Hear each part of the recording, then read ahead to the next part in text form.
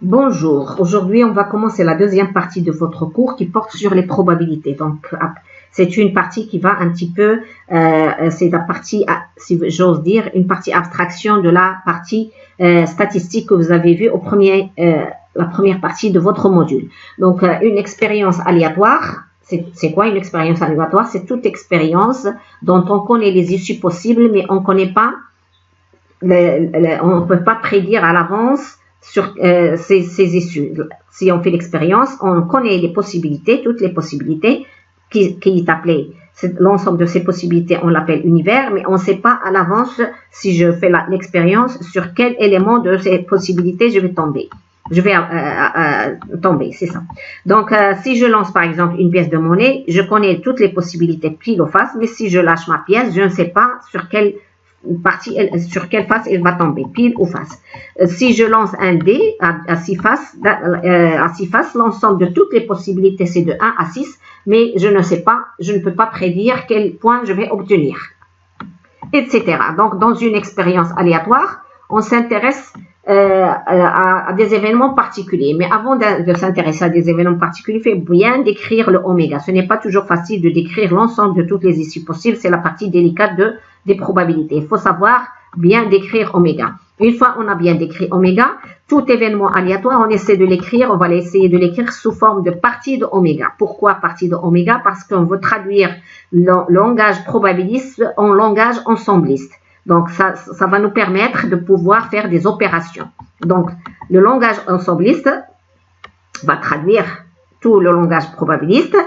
Par exemple, si je prends deux événements, dire que A et B, deux événements A et B sont réalisés, c'est l'ensemble A inter B. C'est l'ensemble A inter B. Et on a le tableau suivant qui n'est pas exhaustif, donc vous pouvez ajouter d'autres événements. Donc, si je prends l'ensemble de toutes les possibilités d'une expérience aléatoire, on le note par oméga, c'est un ensemble, et c'est l'événement qu'on appelle l'événement certain.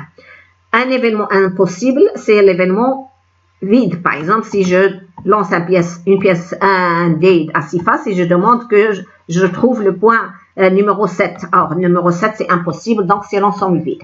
Réaliser un événement A, c'est une partie de oméga. A est une partie de oméga. Ne pas réaliser un événement, c'est A complémentaire. Réaliser deux événements A et B en même temps, c'est A inter B. Réaliser au moins un des deux événements, c'est A union B. Réaliser A et non B, c'est A moins B. Réaliser A implique réaliser B, probabilité, ça veut dire que A est inclus dans B. Et bien sûr, vous pouvez faire plusieurs autres opérations ensemblistes. Deux événements sont incompatibles s'ils ne peuvent pas se réaliser en même temps. Donc, si l'intersection de A et B est égale à l'ensemble vide.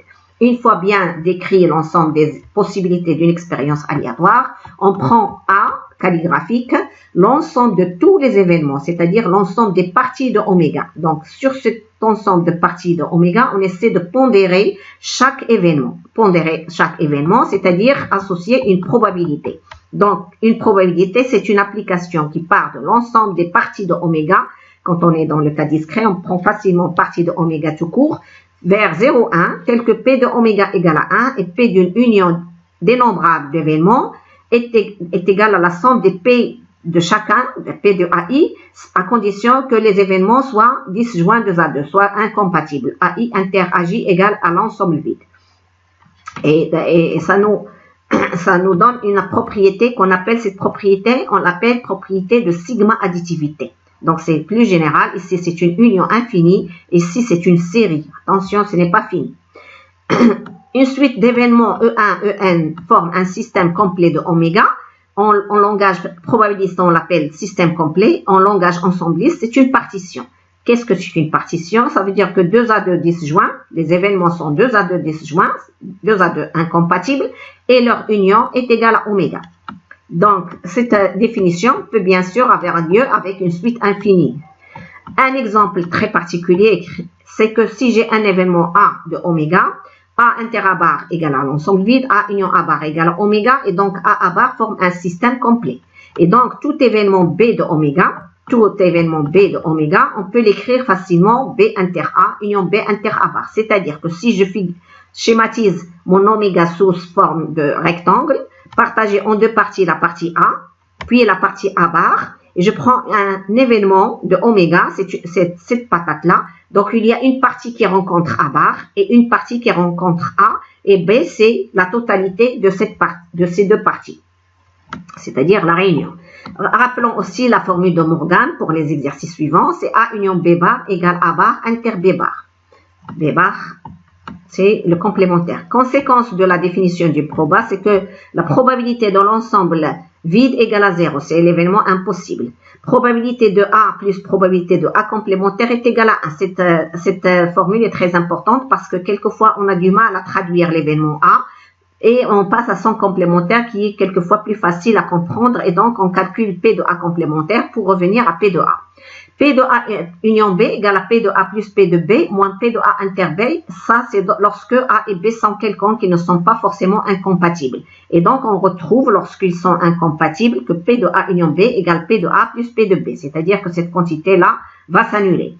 Deux événements A et B sont dits indépendants sous P. Donc, attention, l'indépendance dépend de la probabilité. C'est-à-dire que je peux avoir deux événements qui sont indépendants sous une probabilité, mais si je change de probabilité, ils peuvent ne plus être indépendants.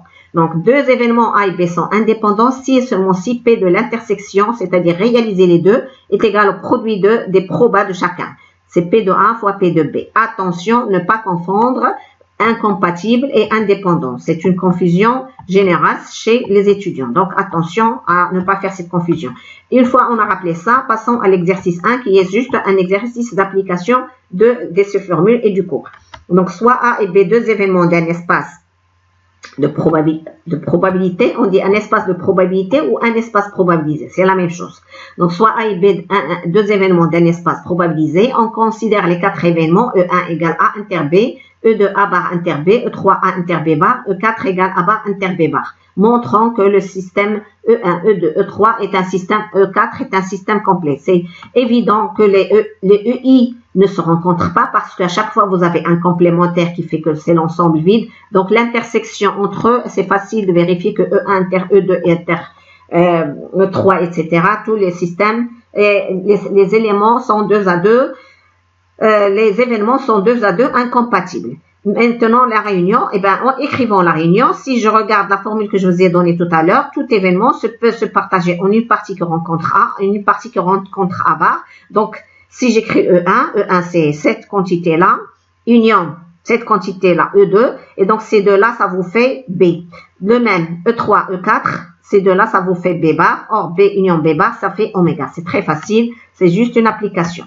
Exercice 2. On se donne deux événements d'un espace probabilisé, tels que P de A égale 0,4, P de B égale 0,7 et P de A union B égale à alpha. Ça veut dire que alpha est un paramètre qu'on discutera dans les questions suivantes. Les événements A et B peuvent-ils être incompatibles? Qu'est-ce que ça veut dire incompatible? Ça veut dire que l'intersection égale à 0. Ça veut dire que P égale à l'ensemble vide. Ça veut dire que probabilité de A inter B égale à 0. Donc, P de A union B doit être égal à P de A plus P de B. C'est une équivalence. Voyons voir est-ce que c'est possible. Si je fais P de A plus P de B, ça me fait 1,1 qui est supérieur à 1. Or, une probabilité est forcément comprise entre 0 et 1. Donc, A et B, avec les valeurs qu'on a ici, ne peuvent pas être incompatibles. Impossible. Sous quelles conditions calculons P de A inter B et les autres événements à l'aide de alpha? Alors, P de A inter B. Alors, P de A inter B, on va la chercher par la formule de P de A union B. On sait que P de A union B égale à P de A plus P de B moins P de A inter B. Et de là, je tire P de A inter B égale à 1,1 moins alpha. La même chose, j'applique la formule de probabilité totale, c'est-à-dire que P de A, c'est P de A inter B plus P de A inter B bar en utilisant le système complet B bar. Donc, P de A inter B est égal à P de A moins P de A inter B, d'où c'est égal à alpha moins 0,7. De même, pour P de B, il suffit d'appliquer la partition A bar. Et la dernière, on utilise la propriété, la loi de Morgan. Donc, ça fait que P de A bar inter B bar, c'est 1 moins alpha. A et B sont-ils indépendants ou sous quelles conditions sur alpha pour que ce soit indépendant? Donc, A et B sont indépendants si seulement si P de A inter B égale P de A fois P de B. Tout calcul fait, ça nous donne que alpha doit être égal à 0,82.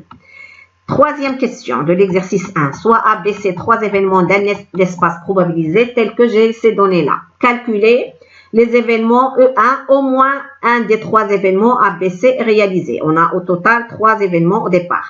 Donc, au moins, ça, on a dit au moins, c'est la réunion. Donc, P de E1, c'est P de A union B union C. P de A union B union C. Il faut, donc, on a la formule de P de A union B, c'est P de A plus P de B moins P de A inter B. On peut la généraliser à plusieurs événements. Et on a donc P de A union B union C qui est égal à cette quantité-là. Vous l'avez déjà dans le cours. Et donc, P de E1 égale à 0,3 en remplaçant numériquement. P de E2.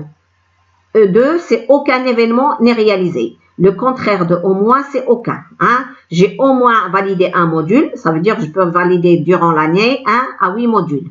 Donc, je n'ai validé aucun module, c'est aucun. D'accord? Donc, on voit bien que c'est le contraire. Donc, P de E2, c'est 1 moins P de E1 parce qu'ils sont contraires. Ils sont complémentaires, E1 et E2. E3, au plus 2 événements. E3, je réalise au plus 2 événements. D'accord? Alors, combien j'ai d'événements au total? J'en ai 3. Donc, dire au plus, attention, certains étudiants oublient de lire au plus. Ils lisent juste plus. Alors, au plus, ça veut dire quoi? Ça veut dire que soit je n'ai pas réalisé 0 événement, 1 événement ou 2 événements. Donc, qu'est-ce qui reste? Il reste les 3. Donc, E3, c'est le contraire de réaliser les 3 événements. Donc, E3, son contraire, le contraire de E3, c'est A inter B inter C. Ça veut dire que j'ai réalisé les 3. Donc, P de E3 égale à 1 moins P de A inter B inter C. E4, un seul événement réalisé. Donc, un seul événement est réalisé, ça veut dire si je réalise A, je réalise ni B ni C. Ou bien je réalise B, je ne réalise ni A ni C. Ou bien je réalise C et je ne réalise ni A ni B. Donc, on a cette formule, c'est une partition parce que tous les éléments ici sont 10, joints 2 à 2 et on a la somme des probabilités. On montre facilement que P de A union B peut s'écrire comme ça. De même, ça peut s'écrire à l'aide de B. P de B plus P de A inter B bar. Et donc, P de E4 est égal. On remplace, on applique cette formule A et B union C bar. D'accord? On applique la formule. On trouve que P de E4 est égal à cette quantité-là qui n'est autre que 3 fois P de A union B union C moins ces quantités. Je remplace numériquement et on associe. Donc, à la fin, je vais vous donner la démonstration de cette petite formule. E5. Qu'est-ce que c'est que E5? E5, lisons bien, 2 événements sont réalisés. Alors, 2 événements sont réalisés. On revient en arrière. E3, c'est au plus 2 événements sont réalisés. Au plus, ça veut dire 0, donc E2. Donc, E3, résumons. E3, c'est E2, union E4, union E5. Donc, de là, je tire E5. Et donc, P de E3, c'est égal à P de E2 plus P de E4 plus P de E5. Et je déduis de là P de E5. Là, voilà, c'est plus rapide. Donc, il faut bien lire l'énoncé et c'est tout. C'est des exercices d'application.